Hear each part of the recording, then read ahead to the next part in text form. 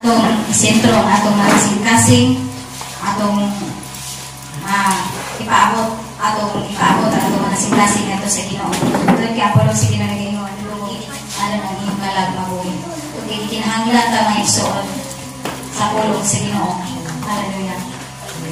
Sa akong kinabuhi na igsoon, daming pulong atras. Daghan kini maigsoon na masalig ka sa tao, masalig tapos na masalig ka sa karon kini pagsalig nato dito sa Ginoo.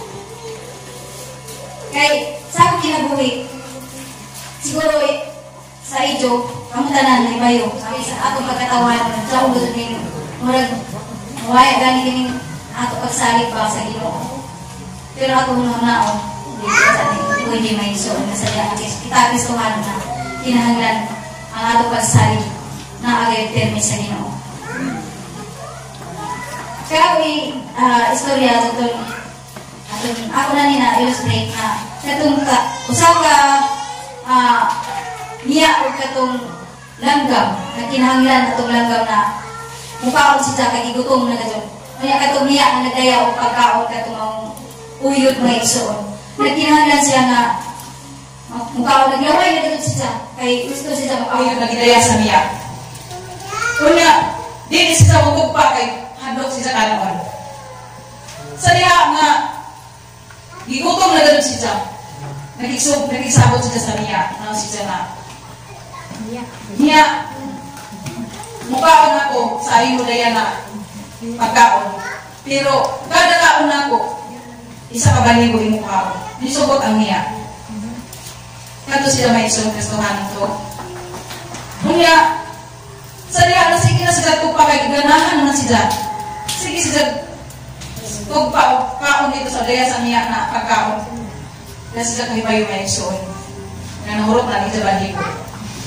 Di na sila makalupad. Kunya rin siya. Kaya kung nakunin mo kuman niya, kaya naman hindi naman makalupad. Mga na ato kinabuhi. Nausahay mo saling kita gani sa buong galingon. Kung grabe ito na ako pagsaling sa buong galingon sa una. Natusok sa ako ba na, grabe na ako pagsaling. Oh, kaya yun no. Ang Domingo, himuon na ako. Kung pwede pa ang duyong, himuon na ako lungkap. Para gusto ko kanikamo. Kaya para makabot na ako ang ako imuha. Mga na nasalig sa iyong pagalingon. Nasalig sa iyong. Dalawa, kung may resulta, gusto na ako anak ko mga anak makatapos. Kung may resulta, buhay na himo. Kaya salig ko sa ako pagalingon. Kung salig sa ako sa ako bana. Mga na may igsoon nga, atong pang unang-unang gadod na sa diha ng salig ta sa Ginoo, direkta gadod dito sa Ginoo. Dako gadod na kahimuan na ako pagsalig sa Ginoo. Ikaduha na igsoon sa diha nga nibalik na ko sa Ginoo sa pag-alagad na matinulaan ko masaligon. Atong nitago, ako ikasya sige na ako nitagbalik pero dili gadod na ako maigsoon makuha na ako gid isir. Atong nitago sa kambinji maigsoon sa diha. Dili magud ang mahitabo kung pwede mo pagsalig. Dili na ko magud sa Ginoo. No salig ko na katong bata mabuhi. Motong ano na'y humhum sa Espiritu Santo nga ako katong angkuhan. Siguro mo ako ito pagsalig dili ito magkuhan itong bata. Mo na nga nihilap ko sa Ginoo. Ako Ginoo salamat nagitagan niyo ako pagsalig dadako ka dun diha kanimo. Mo to may igsoon nga sa diha nga kung kita gayon, masalig din na sa Ginoo. Grabe kasi kila po na impact. Ang buhaton sa Ginoo sa ating kinabuhi. Sa ato nga kinabuhi Kristohanon. Nausahay, ato, balikan. Di man ta mo, ano pa? Mukuan sa, mupadayon kung wala tayo pagsalig sa Ginoo. Magaling, muglan, yung inatakalo. Kaya kung tao pa na ato tag-alagalan, tagsaligan, hindi ta makita ka ng gini. Tumong ako ang ginarihan sa langit. Hallelujah. Sa diha may igsoon nga diri sa kung meron kita nag-ingon siya diha nga trust God.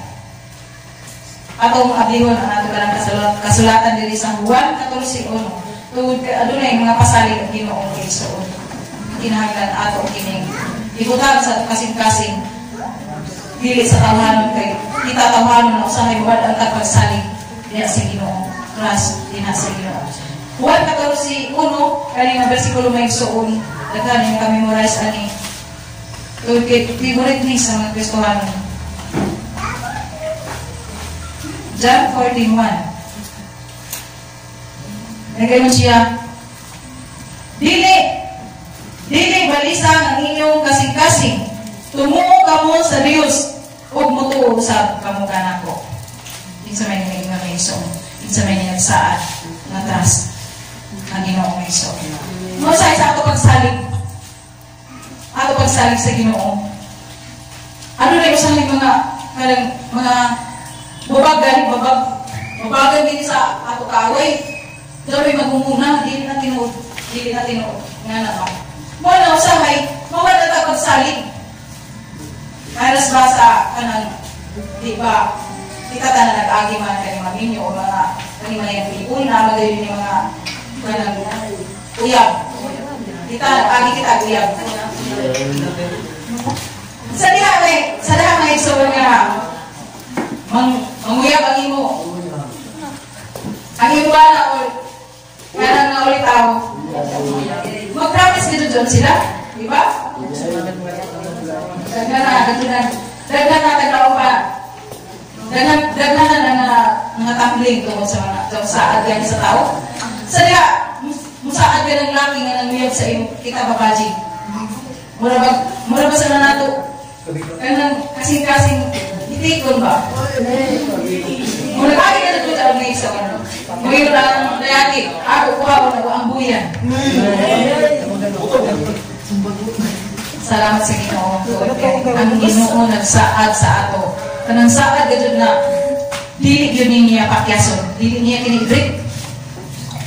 Oh, kanang saad niya nagingon dili hanggang malisa ang ato kasing-kasing.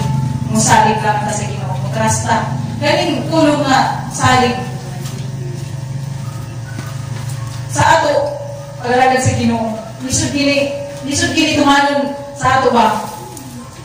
Tungod kay wa kani nato makita pulong ra ni. Pero kita nagpalayan niya akong pagsalig. Tungod kay nakita man si Ginoo ang ato pagkamatinadaan ang pagsalig nato sa Ginoo. Mao na nga kita kayo may ison kinahanglan ang atong pagsalig nakatutok ka dun sa Ginoo. Kaya kung mawad ang tagpagsalig, dahil sa ngay, mawad ang tagpagsalig na ito, kinabuhi mo rin. Ako katisting na gano'n kung wad ang nalipagsalig. Murbukat ang ako, naong, tanaw niyo mo. Ay, ito problema ni mga tao, dahil mo nga isuon. Pabukat sa niya naong, murong nga nagpasa rin ang isang kaproblema. Kuan? Itong buhangin. Tungod sa iyang ipasaan ko, kulangan siya sa pagsalig. No. Ato lamang ngayon idiretso ang ato pagsalig sa Ginoo. Dili sa ato mga uyab, sa ato laya gadyo din pagsalig nato sa Ginoo. Kaya tinudon mga gadyo sa Ginoo. Hallelujah. Kunya may igsoon din sa